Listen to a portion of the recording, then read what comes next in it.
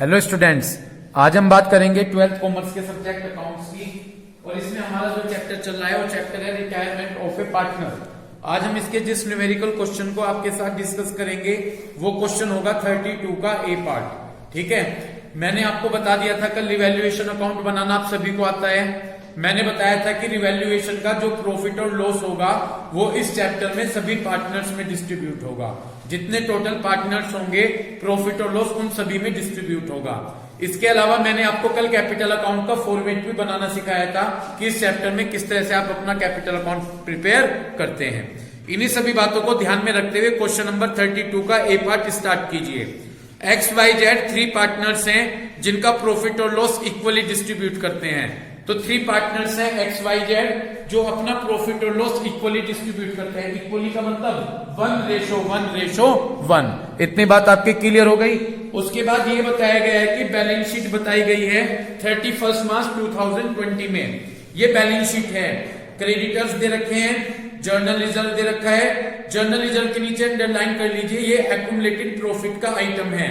कल मैंने बताया था जर्नल रिजर्व को कॉन्टिजेंसी रिजर्व भी कहते हैं। प्रोविडेंट फंड और कैपिटल असेट्स में जाएं, कैश इन हैंड और कैश एट बैंक दिया गया है। डेटर्स दिए गए हैं, स्टॉक दिए गए हैं, इन्वेस्टमेंट दिया गया है, फ्री होल्ड प्रॉपर्टी है, ट्रेडमार्क्स हैं और goodwill. This is called goodwill appear. ये आपकी गुडविल एपियर है जो असेट साइड में आपको गुडविल दी गई है। इतनी बात क्लियर हो गई। ये क्या है आपकी गुडविल एपियर। जेड रिटायर हुआ है और ये टर्म्स और कंडीशन है, मतलब ये एडजस्टमेंट है। कौन रिटायर हो गया है? जेड। ये सभी पॉइंट्स हम कैलकुलेट कर लेंगे, कोई बात नहीं। सबसे लास्ट वाले पॉइंट पर आ जाइए। सबसे लास्ट वाले पॉइंट पे कहा गया कि गुडविल कैलकुलेट करनी है, 1 ईयर परचेस है और एवरेज प्रॉफिट लिया है पिछले 3 सालों का, यानी पिछले 3 इयर्स का एवरेज प्रॉफिट करना है। तो पिछले 3 साल के प्रॉफिट को ऐड करके 3 से डिवाइड कर लीजिएगा, एवरेज प्रॉफिट आ जाएगा और उसमें 1 की मल्टीप्लाई कर देना, 1 ईयर परचेस है। तो इस तरह से पूरे फर्म की गुडविल कैलकुलेट होकर आ जाएगी। और हमें किसकी गुडविल चाहिएगी? जेड जो रिटायर हो रहा है। तो यहाँ पर जेड रिटायर हो रहा है तो हमें जेड की गुडविल चाहिएगी। इतनी बात क्लियर हो गई? ठीक। अब आपसे क्वेश्चन में कहा गया है कि जर्नल एंट्री कीजिए, कैपिटल अकाउंट बनाइए और बैलेंस शीट बनाइए। बैलेंस शीट तो डिलीटेड टॉपिक है। ठीक, अब स्टार्ट करते हैं क्वेश्चन। देखते चलिएगा मुझे जल्दी से। क्वेश्चन नंबर 32 का ए पार्ट है और जो इस चैप्टर को शुरू से समझ रहे हैं, जिन्होंने समझा हुआ है वो समझ सकते हैं। जैसे कि ये बताया गया कि XYZ का प्रॉफिट शेयरिंग रेशो 1:1:1 है। इतनी बात बता दी गई। उन्होंने कहा कि जेड रिटायर हो गया। जब जेड रिटायर हो गया है, एक बात कहूंगा, यहां पर आपको रिटायर पार्टनर की गुडविल दी गई है। रिटायर पार्टनर की गुडविल निकालनी है। रिटायर पार्टनर की गुडविल के लिए कौन सा रेशो चाहिएगा? गेनिंग रेशो चाहिएगा। हमें क्या चाहिएगा? Gaining ratio. और मैंने आपको पहले बताया था कि यदि क्वेश्चन में केवल ओल्ड रेशो दे रखा है तो उसी से न्यू रेशो निकल जाएगा और उसी से ही गेनिंग रेशो निकल जाएगा। तो जब जेड रिटायर हुआ तो यहाँ पर XY का जो रेशो है 1:1, ये ही न्यू रेशो कहलाएगा और ये ही गेनिंग रेशो कहलाएगा। यहां तक बात क्लियर हो गई। सबसे पहला स्टेप क्लियर। दूसरा स्टेप, अब हम गुडविल कैलकुलेट कर लेंगे जो रिटायर पार्टनर है। तो यहाँ पर गुडविल कैलकुलेट कैसे होगी? यहाँ पर ये कहा गया कि गुडविल कैसे कैलकुलेट होगी? 3 साल का प्रॉफिट का एवरेज करना है और 1 ईयर की परचेस है, उस बेस पर गुडविल कैलकुलेट करनी है। तो यहाँ पर मैंने क्या किया? AP इक्वल टू क्या किया? AP इक्वल टू, समझ रहे हैं मेरी बात? AP इक्वल टू कितने? 3 साल का प्रॉफिट है। पहले साल का प्रॉफिट है 1,20,000 प्लस दूसरे साल का प्रॉफिट है 1 लाख और तीसरे साल का प्रॉफिट है 95,000।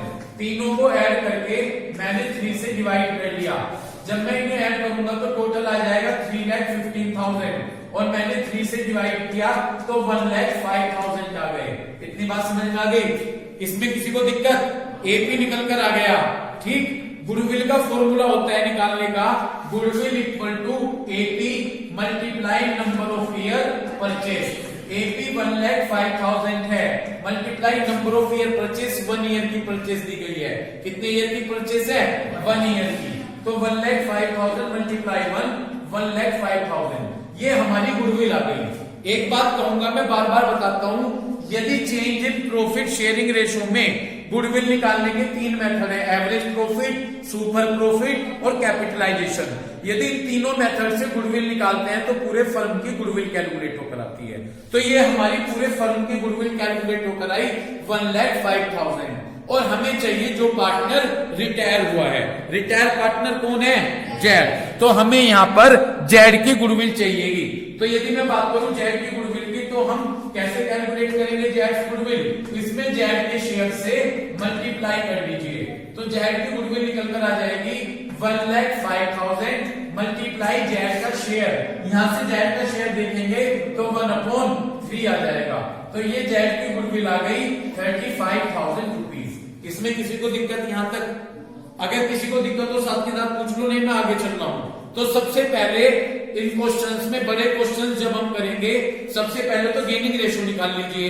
उसके बाद ये देख लीजिए कि रिटायर पार्टनर की गुडविल दे रखी है क्या, नहीं दी है तो रिटायर पार्टनर की गुडविल निकाल लीजिए। क्लियर? इसके बाद अब आप रिवैल्यूएशन अकाउंट तैयार करेंगे। स्टार्ट करता हूं मैं इसके बाद रिवैल्यूएशन अकाउंट। तो सबसे पहले मैं रिवैल्यूएशन अकाउंट का फॉर्मेट प्रिपेयर कर लेता हूं। रिवैल्यूएशन अकाउंट का फॉर्मेट होगा पर्टिकुलर अमाउंट और पर्टिकुलर अमाउंट। ये मैंने रिवैल्यूएशन का फॉर्मेट तैयार कर लिया। ओके, इसमें आप सभी को पता है कि किस तरह से आप असेट्स को रिवैल्यू किया जाएगा, लायबिलिटीज को रिवैल्यू किया जाएगा, तो किस तरह से आप उनको रिकॉर्ड करेंगे। इसके लिए आप अपने पॉइंट्स पर जाइएगा। First point, free hold property की वैल्यू कितनी है? 580। फ्री होल्ड प्रॉपर्टी हमारे लिए असेट्स है। जाकर ट्रायल बैलेंस में ऊपर चेक, ट्रायल बैलेंस नहीं सॉरी बैलेंस शीट में जाकर चेक करें कि फ्री होल्ड प्रॉपर्टी कितनी है। 4 लाख है और अब कह रहे हैं कि उसकी वैल्यू 580 हो गई, यानी इंक्रीज हो गई, 1,80,000 रुपीज से इंक्रीज हो गई। सबके समझ में आ रही है भाई? फ्री होल्ड प्रॉपर्टी असेट्स है, ऊपर बैलेंस शीट में फ्री होल्ड प्रॉपर्टी कितनी है? 4 लाख, और कह रहे हैं 580 हो गई, तो इंक्रीज हो गई।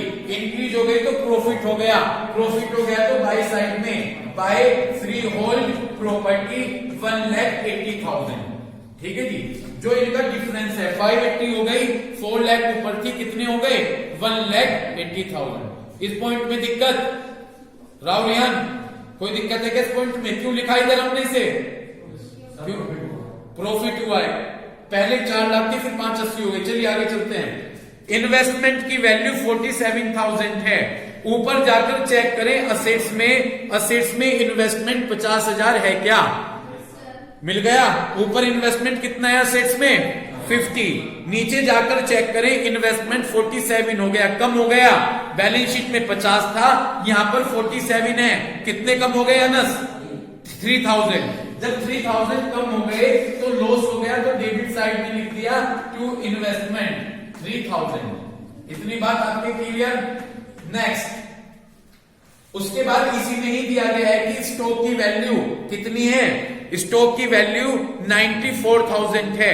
ऊपर जाकर चेक करें, स्टॉक 1 लाख का था और अब कह रहे हैं कि 94 रह गया, कम हो गए 6,000 रुपए से, तो ये हमारे लिए लॉस है, असेट्स कम हो गई, तो डेबिट साइड में लिख दिया to stock 6,000 rupees.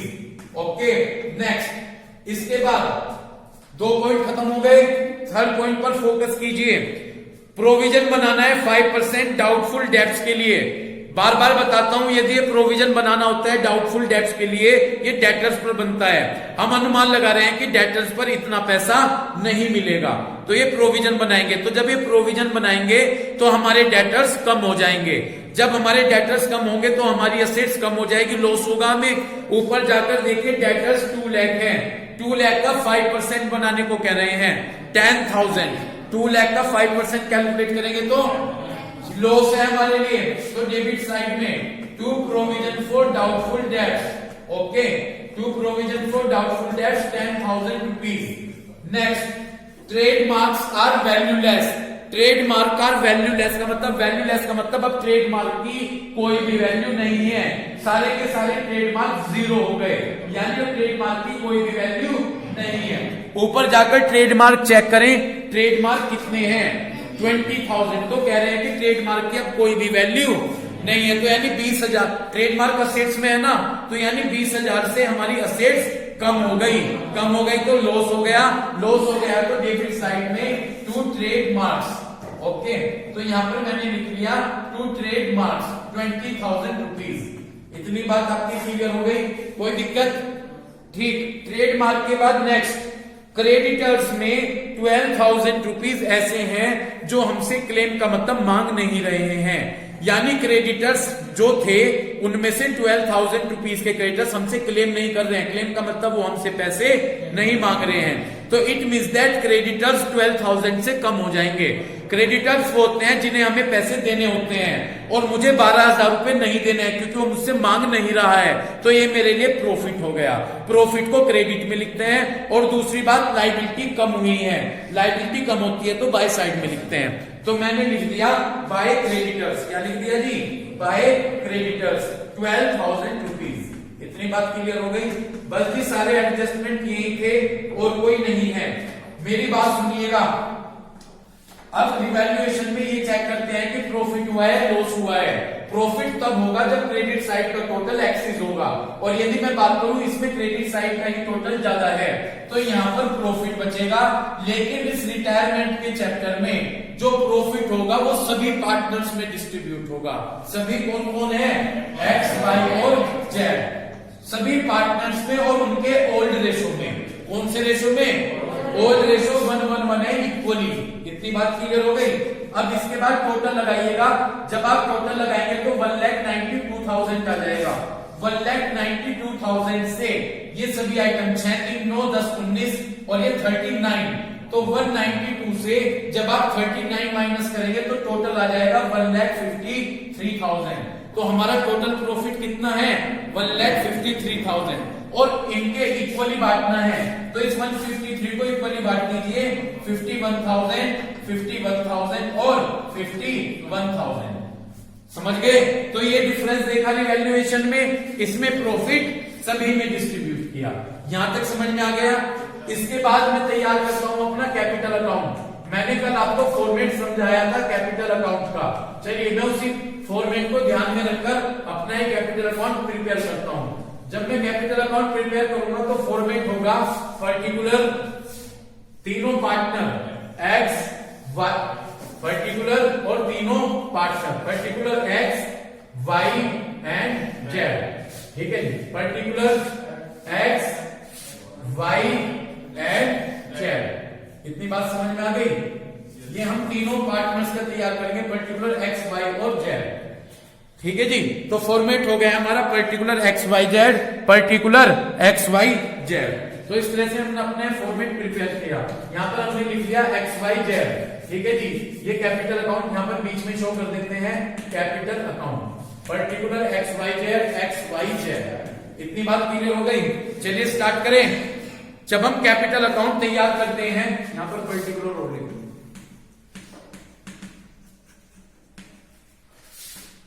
Particular X Y Z, particular X Y Z.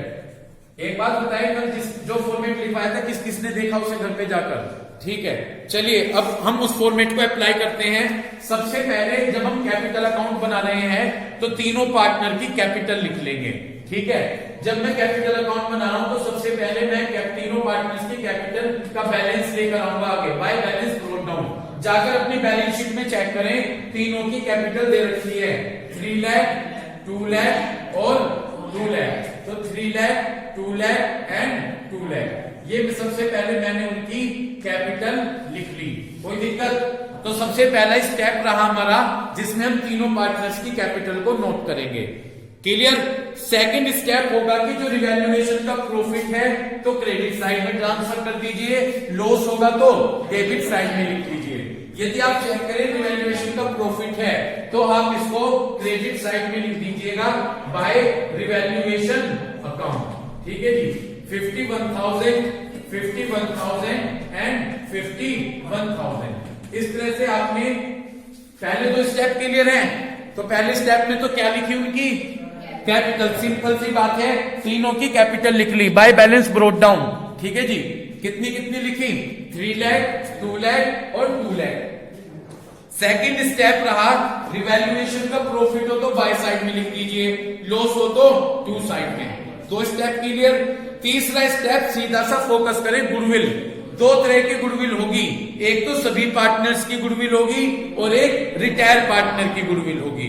यदि मैं बात करूं गुडविल की, तो पहले हम चेक करेंगे जो सभी पार्टनर्स की गुडविल है वो आपको मिलेगी असेट्स में। असेट्स में जाकर चेक करें, गुडविल दी गई है, this is called goodwill appear, और ये सभी पार्टनर्स की गुडविल है। इसे जाकर आप डेबिट साइड में लिख दीजिएगा यहां पर टू गुडविल, ओके।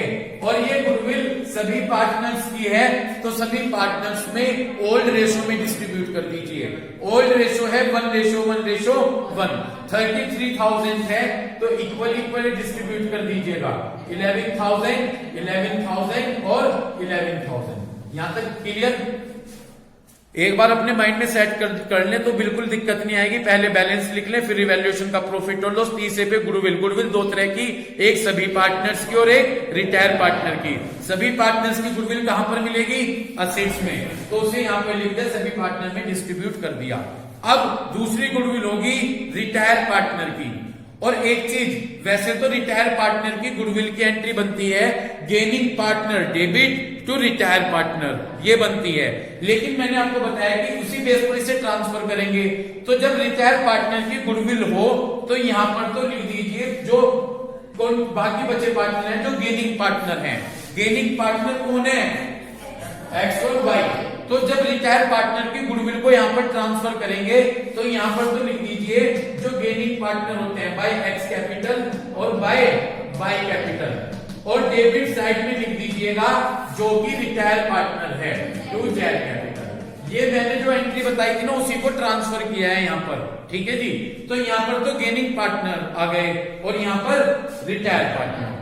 गुडविल थी कितनी? जेड की 35, इसको गेनिंग रेशो 1:1 में हाफ डिस्ट्रीब्यूट कर देंगे, ठीक। यहां पर तो कल बताई थी कि जो अमाउंट होगी वो अपोजिट साइड में लिखेंगे। एक्स वाई है तो जेड में लिखेंगे, और जेड है तो एक्स और वाई में लिखेंगे। 35,000 है, 35,000 को 1:1 में डिस्ट्रीब्यूट करेंगे, तो यहां पर लिखूंगा जेड में 17,500 और 17,500।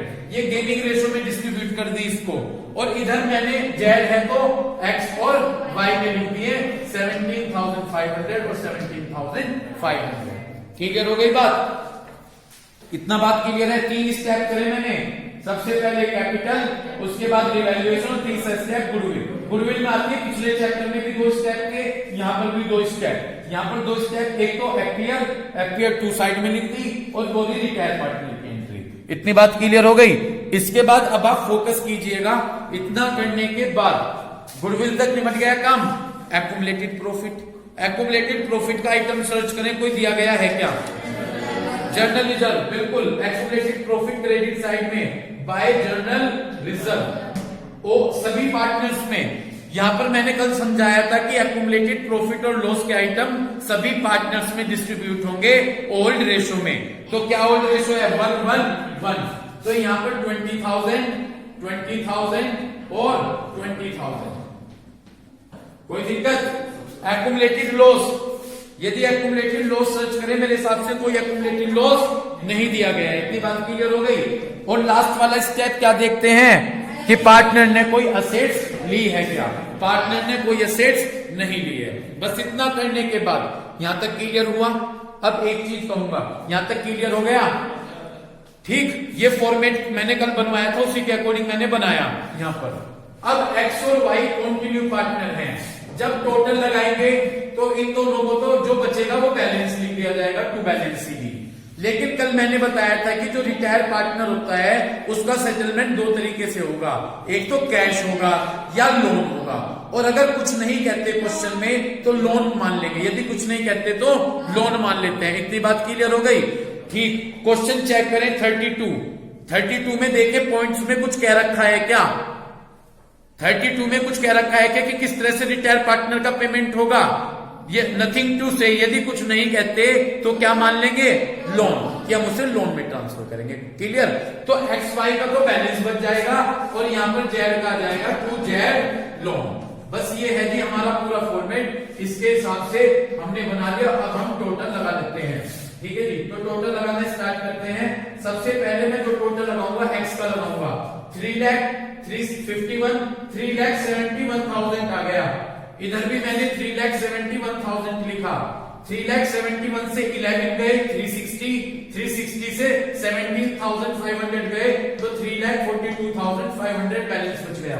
y का टोटल लगाया 251, 271, 2,71,000। इस 2,71,000 से पहले 11 गए 260 बच गए, 260 से 7 तो 2,42,500 बच गए। जैर का टोटल लगाया 2 लाख और 251 और ये दोनों 35 हैं।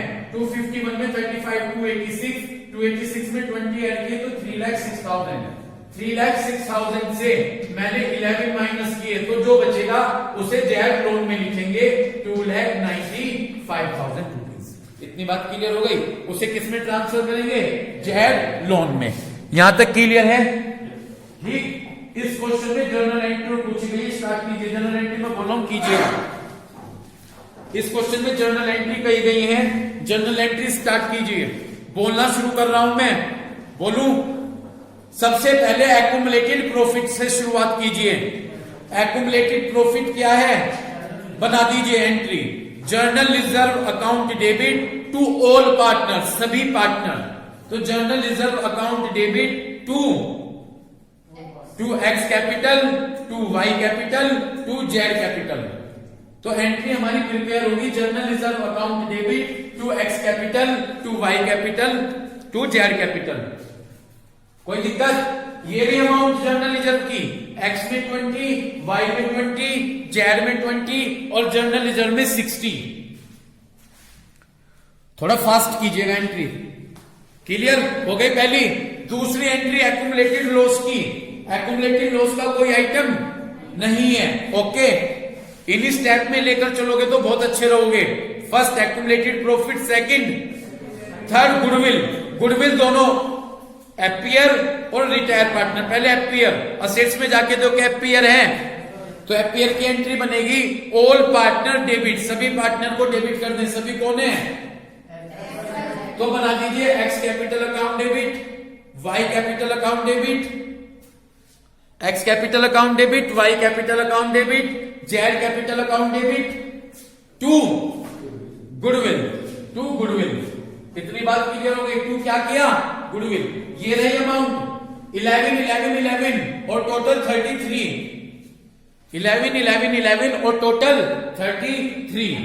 कोई दिक्कत? यहां तक कोई दिक्कत हो गई? एफपीआर। अब करेंगे रिटायर पार्टनर की गुडविल की entry. Gaining partner debit. Gaining कौन कौन है? एक्स और वाई। तो X capital account debit, X capital account debit, Y capital account debit to Z. X capital account debit, Y capital account debit to Z capital. Okay. X में 17,500, Y में 17,500 और Z में total 35,000 rupees.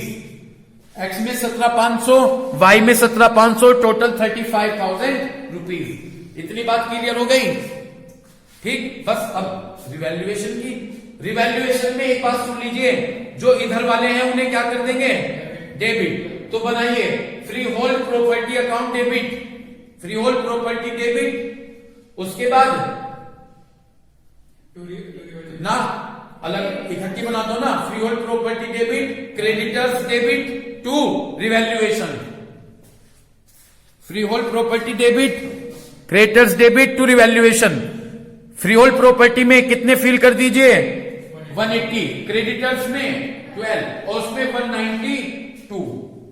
समझ गए? हो गई यहां तक? अब आ जाइए 2 में।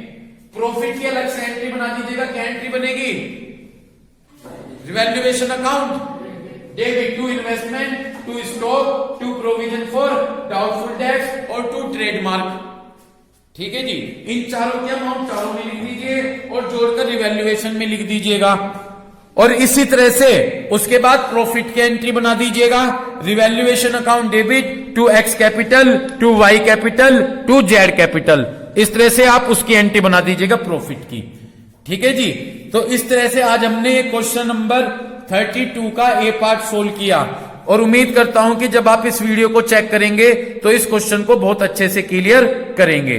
यही मेरी उम्मीद होगी आप सभी के साथ। Thank you.